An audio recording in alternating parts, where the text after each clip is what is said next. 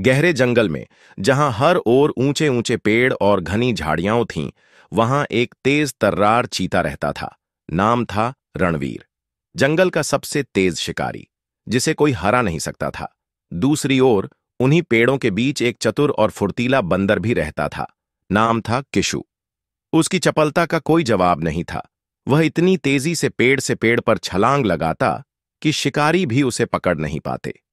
हालांकि दोनों जंगल में रहते थे, लेकिन उनकी दोस्ती की कल्पना भी कोई नहीं कर सकता था।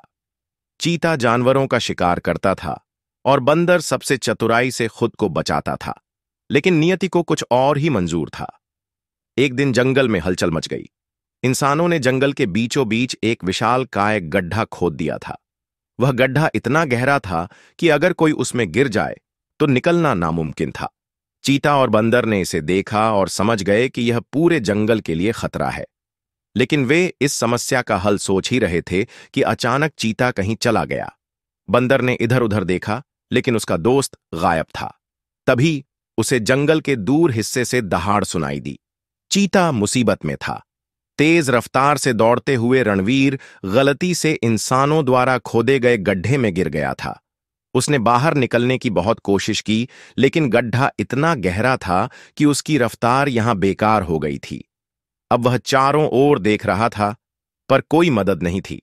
तभी ऊपर से एक जानी पहचानी आवाज आई। रणवीर, क्या तुम ठीक हो? बंदर किशु पेड़ों के सहारे छलांग लगाते हुए वहां पहुंच चुका था। उसने तुरंत स्थिति को भांपा और एक योजना बनाई। किशु ने अपनी फुर्ती का इस्तेमाल किया।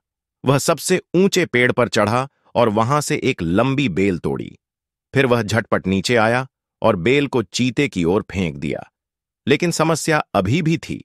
चीता बेल पकड़कर बाहर कैसे आएगा? किशु ने सोचा और फिर कहा, रणवीर, तुम मुझे अपनी पीठ पर चढ़ने देते थे। अब मेरी बारी है। तुम मेरी पीठ पर चढ़ो और बेल को अपने पंजों से कसकर पकड़ो। मैं तुम्हें ऊपर खींच लूंगा।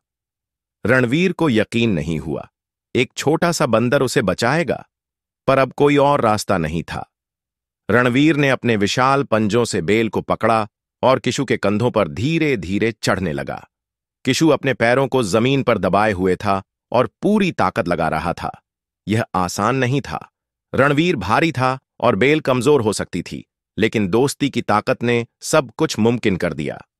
धीरे धीरे रणवीर ऊपर आता गया और आखिरकार जंगल की जमीन पर पहुंच गया। वह जोर जोर से सांस लेने लगा और कुछ पल बाद उसने किशु की ओर देखा।